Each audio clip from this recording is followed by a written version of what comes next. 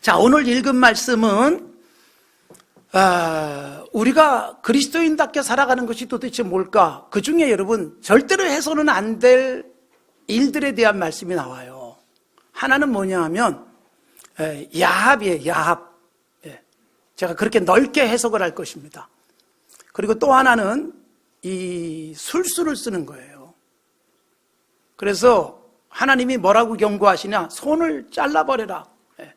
하나님이 가증히 여기신다. 그런 말씀을 하시고 계시는데, 우리 그리스도인들이 살면서 조심해야 될 것 중에 하나가 뭐냐? 예수 믿고 믿음 생활하다 보면요, 나는 신앙생활 잘하니까 하나님이 나는 잘되게 하실 거야, 남보다 빨리 가게 하실 거야, 더 많이 갖게 하실 거야, 이런 함정에 빠질 수 있어요. 저는 여러분들이 그렇게 되기를 축복합니다.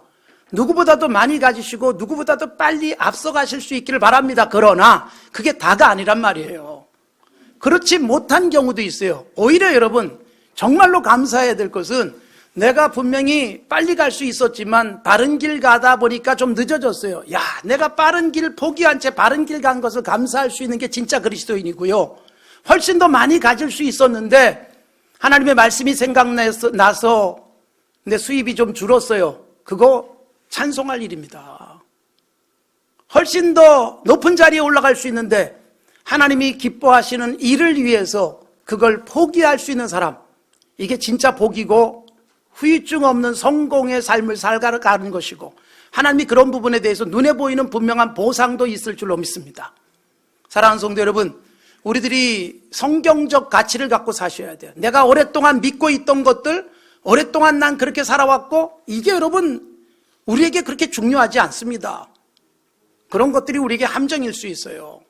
교회 생활 오래 하면서 빠지는 함정도 있어요. 굳게 믿고 살아온 것들이 성경적으로 아닌데도 굳게 믿고 가는 경우도 있고요. 수십 년, 수백 년 동안 내려온 전통들이, 또는 내가 굳게 믿고 이것은 진리야라고 생각했던 것들이 잘못된 일들이 얼마나 많습니까? 여러분, 말씀이 우리를 바로잡아 주시는 거고요. 성경적 가치관이 인생도 바뀌고 문화도 바꾸는 거예요. 기독교적 문화 속에서 계속 내려온 나라와 달리 우리는 문화가 달랐어요. 교회가 들어오면서 굉장히 많이 변했습니다. 오랫동안 수백 년 동안 내려오던 우리의 민족이 갖고 있던 고유의 전통들도 바뀌기 시작했고, 문화가 바뀐 거예요. 장래 문화가 바뀌고요. 그리고 이런저런 우리의 행위들이 신앙적으로 바뀌는 그런 도전들이 있었던 거예요. 그러니까 여러분, 착각하지 마십시오. 이게 수십 년 동안 내려온 건데, 내가 굳게 믿고 있던 건데, 여러분 잘못된 것일 수도 있고, 바뀌어야지 훨씬 더 행복한 것들도 있어요. 성경이 기준이어야 되는 거예요. 말씀이 기준이고, 말씀이 나를 바꿔야 되는 거예요. 내가 말씀 바꿀 수가 없잖아요. 말씀은 안 바뀌어요.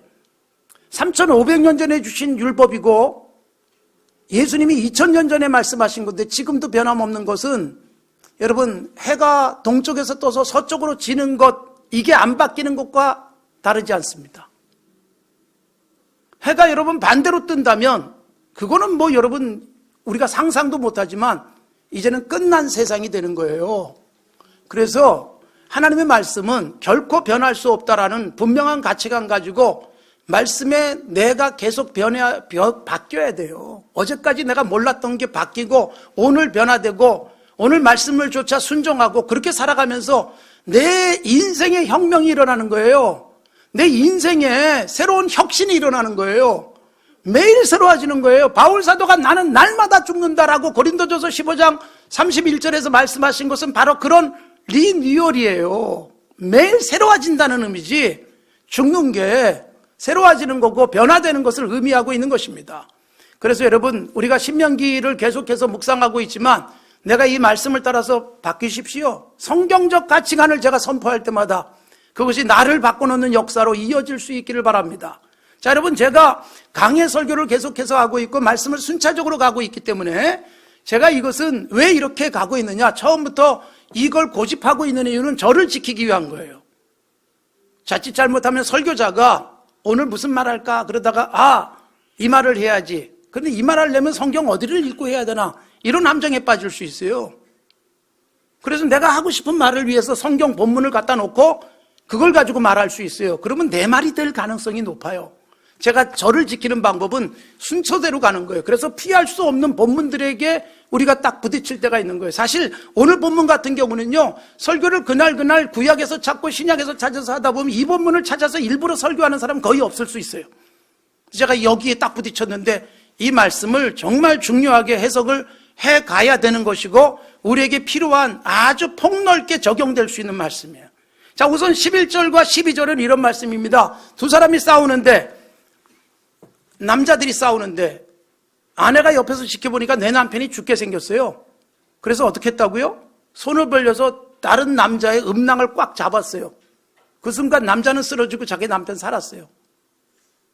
이걸 하나님이 금지하신 거예요. 왜 금지하셨을까요? 여러분, 사람다움이에요. 사람다움.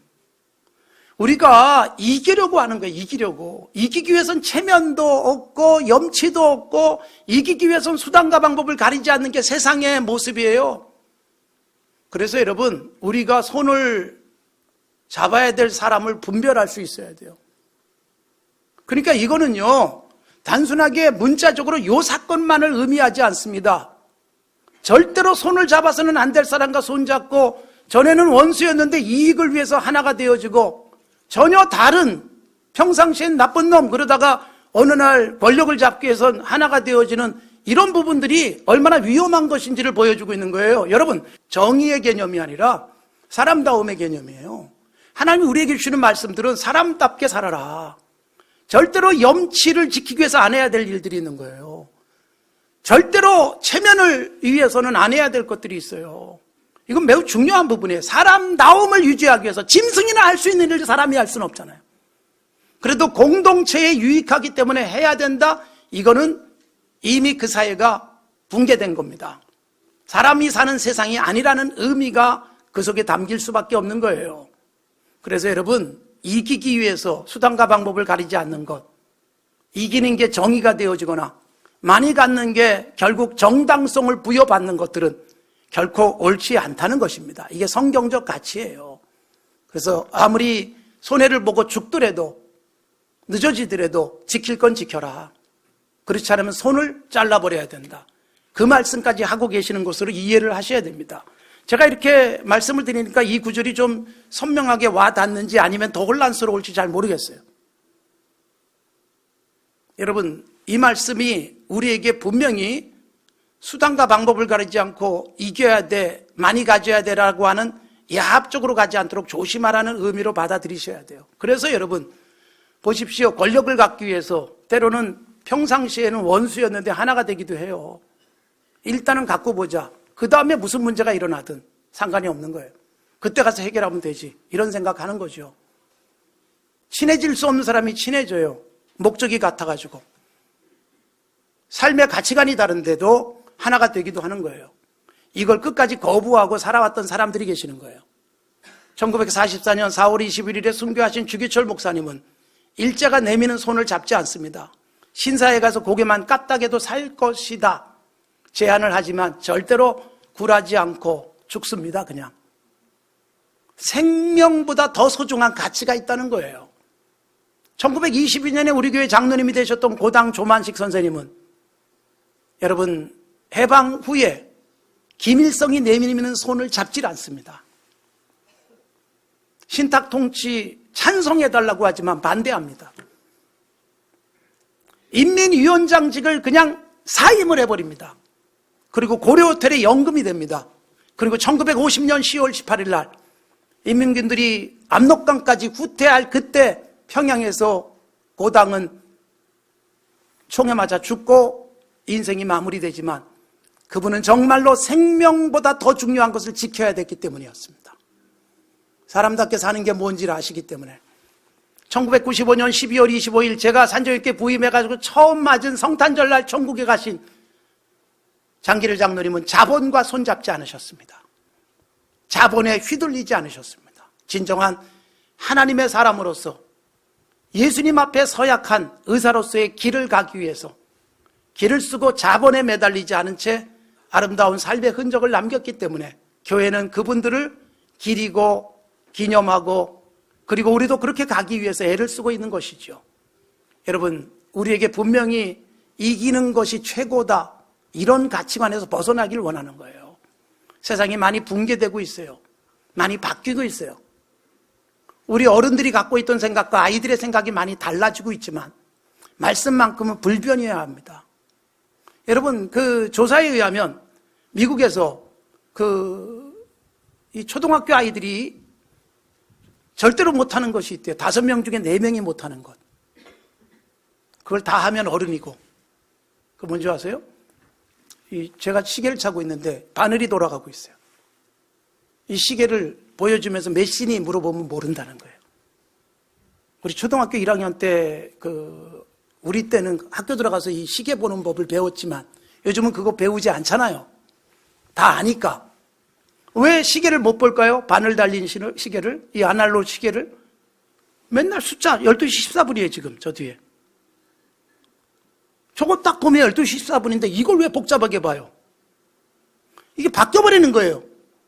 굉장히 실용적이에요. 이렇게 바뀌어버리는 우리 다음 세대나 어린아이들 세대에서 여러분 바뀔 게 너무나도 많은 거예요. 우리의 신앙도 변질되어져 가는 거고 끝까지 지켜야 될 부분이 있는 거예요. 생명보다도 소중하게 여기면서 지켜야 할 가치가 있는 거죠. 나라를 위해서 그래서 죽은 사람들이 얼마나 많아요. 도망갈 수도 있는데, 아니 내가 모른 척 할 수도 있는데 기꺼이 생명을 들였던 사람들에게 그 가치는 매우 중요한 부분이죠. 여러분, 바로 오늘 우리에게 좀 읽기에 민망하게 들리는 부분일지 모르지만 이것이 우리에게 주는 정말 중요한 부분은 이렇게 폭넓게 해석하기를 원하고 계시는 거예요. 또 하나가 뭡니까? 13절부터 14절까지에 나오는 말씀이에요. 이건 여러분 일상 속에서 사기성을 가진 사람들에게서 나오는 술수인데, 아이 나야 장사 안 하니까 이럴지 모르지만 우리 속에 이게 다 있어요. 이중잣대. 13절 보시면 너는 네 주머니에 2종류의 저울추 곧 큰 것과 작은 것을 넣지 말고 네 집에 2종류의 돼 곧 큰 것과 작은 것을 두지 말라. 이거 어떤 의미일까요? 양쪽 주머니에 추가 2개 하나씩 각각 달리 들어가 있어요. 1kg짜리 추하고 이쪽에도 1kg 해야 되는데 800g을 1kg라고 속이는 추를 하나 갖고 있는 거예요. 그래가지고 내가 살 때하고 팔 때 쓰는 추가 다른 거예요. 이런 저울추를 속이는 것, 술수예요, 술수. 이익을 더 많이 남기기 위해서. 그 다음에 양을 재는 되박이죠. 여기서 말하고 있는 돼. 2가지 되를 집에 두고 있는 거예요. 살 때하고 팔 때 각각 쓰는 게 달라요. 이익을 극대화하기 위한 인간의 방법. 여러분, 이게 3,500년 전에 하나님이 주신 법이에요. 근데 여러분, 이게 세월이 지나서 한 1000년쯤 지났는데 솔로몬이 이 말씀을 굉장히 중요하게 쓰고 있다는 거 아십니까? 세월이 지났는데 하나님의 백성들이 그 말씀 따르지 않는 거예요. 당장 많이 남아야지. 무슨 소리야? 저울추 2개, 3개, 4개라도 쓸 수 있고요. 되가 용량이 다른 2개, 3개, 4개를 쓰는 사람들이 많이 생기기 시작해가지고 솔로몬이 잠언 속에서 이렇게 담습니다. 속이는 저울은 여호와께서 미워하시고 공평한 추는 그가 기뻐하신다. 잠언 20장에서는 한결같지 않은 저울추와 말, 되가 아니라 말, 더 큰 거 있잖아요. 한 말, 2말 할 때 그건 여호와께서 미워하신다. 잠언 20장 23절 한결같지 않은 저울추는 여호와께서 미워하시고 속이는 저울은 좋지 못한 것이다. 재밌는 표현이 또 이렇게 나와요. 잠언 20장 14절에 보면 사는 자가 물건을 좋지 못하다 하다가 돌아간 후에는 자랑하느니라. 여러분, 이거 물건 깎아 흥정하는 거예요. 이거 안 좋은데 싸게 해달라고 우리가 사가지고는요, 그 다음엔 이거 싸게 샀다고 자랑하고 돌아다니는 거예요. 이런 이중성은 여러분 우리가 다 갖고 있는 거예요. 누구라도. 근데 이게 여러분 하나님이 뭐라고 말씀하세요? 가증하다. 아까 이기기 위해서 남의 남자의 음낭을 잡은 사람에 대해서는 손을 잘라버리라. 그 정도로 말씀하시잖아요. 근데 여러분 그 부분에서는 혹시 여기 여성도들 중에 그거 해본 적은 없으시잖아요. 네. 그런데 여러분 이 사기성은 우리에게 다 있을 수 있어요. 2가지 추, 2가지 돼. 네? 이중적 잣대. 남에게 적용하는 것과 내게 적용하는 게 다른 거예요. 내 아이에게 적용하는 것과 남의 아이에게 적용하는 게 다른 거예요. 사고 팔 때만 다른 게 아닙니다. 내 편, 네 편이 확실하게 나뉘어진 우리 사회.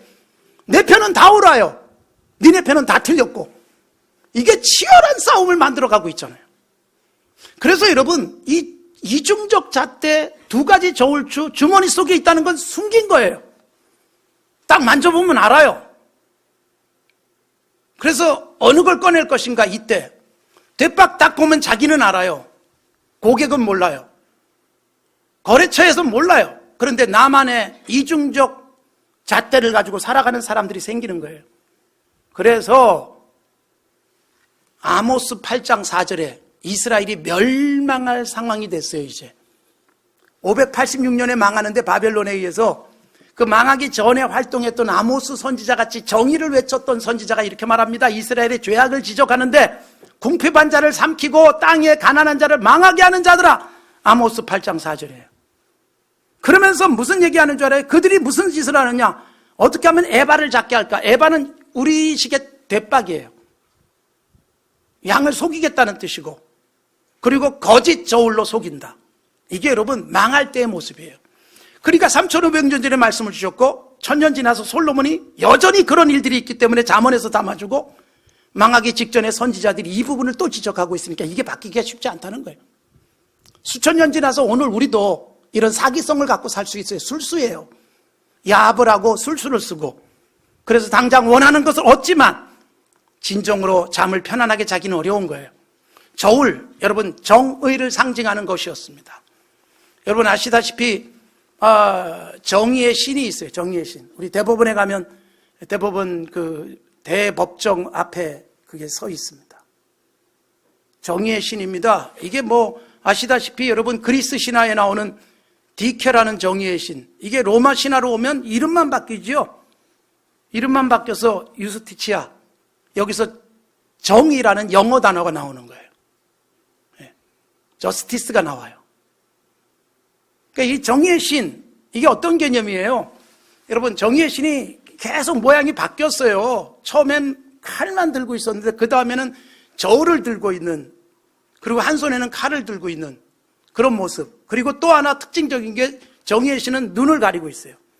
앞을 못 보든지 아니면 수건으로 눈을 가려가지고 안 봐요. 어떤 의미일까요? 무게를 저울로 달아가지고 잘못됐으면 칼로 징벌하겠다는 것이고, 눈을 가리고 있는 것은 어떤 의미예요? 사람 봐주지 않겠다는, 나하고 친하니까 너 잘못됐지만 그 옳다고 해주고, 이걸 안 한다는 게 눈을 가린 거예요. 저울로 재고 칼로 징벌하고, 프랑크푸르트에 가면 관광할 때마다 다 가보는 곳이 바로 구시청사 광장이에요. 거기에 보면 정의의 여신이 서 있습니다. 칼을 들고 있어요. 그 칼의 끝이 시청사를 향하고 있어요. 옛날 시청사. 공무원들 잘못하기만 해봐 징벌할 거야. 이 시민의 그 의지가 담겨있는 여신상이에요. 우리나라 대법원에 있는 여신상은 이렇게 되어 있습니다. 우리 여신상은 편안합니다. 대한민국에 오면 여신스님도 편안해져요. 앉아 계시더만요. 대법원에 가면. 네. 다 대부분 다 서 있는데 앉아 계시고, 그 다음에 한 손에 저울을 들고 있고 한 손에는 법전을 들고 있어요. 한 손에는 저울, 한 손에는 법전. 칼이 아니라 법전. 그러니까 우리는 법으로 판단하겠다, 뭐 이런 쪽이 강한 것 같아요. 전통적으로는 칼로 징벌하는 쪽이 강했지만 정의가 악을 몰아내고 죽인다고 하는 쪽에 강조가 많이 돼 있던 것이지요. 이게 여러분 저울이 가지고 있는 의미예요. 근데 정의롭지 못한 저울을 가지고 우리가 살아가는 거예요. 이 사람에게는 이런 추를 쓰고 저 사람에게 저런 추를 쓰고, 그러면서 우리의 공정함이 깨져버리고 하나님이 우리에게 원하시는 사람다움을 잃어버릴 수 있다는 거예요. 그렇기 때문에 여러분 이걸 가증하게 여기신다. 자, 성경에 들어가서 다니엘서를 보시면 하나님은 어떤 분이냐? 우리의 무게를 다시는 분, 저울을 갖고 계신 분으로 묘사되어 있어요. 이스라엘을 망하게 했던 바벨로니아, 그 바벨로니아도 망하고 메데 파사가 합병한 메데 파사가 서게 되는 거예요. 그게 서양사의 흐름이고 성경 속에서는 그게 바로 메데 파사, 페르시아 그렇게 나와 있습니다. 벨사살 왕이 망해요. 근데 여러분 벨사살 왕이 망할 때 그냥 잔치를 벌이고 술을 마시고 막 그 방탕하고 있는데 벽에 손가락이 나타나가지고 글을 쓰는 겁니다. 읽을 수조차 없는 이상한 문자가 써졌어요. 손가락이 나와가지고 글씨를 쓰니까 얼마나 여러분 놀랬겠습니까? 그 글자를 해석할 사람이 없는데 다니엘이 해석을 해줘요. 메네 데겔 우바르신, 왕 너 하나님이 저울로 달아버리니까 함장 미달, 넌 오늘 밤에 죽어. 그리고 끝나는 거예요, 바벨론이. 그리고 파사가 서게 되는 거예요.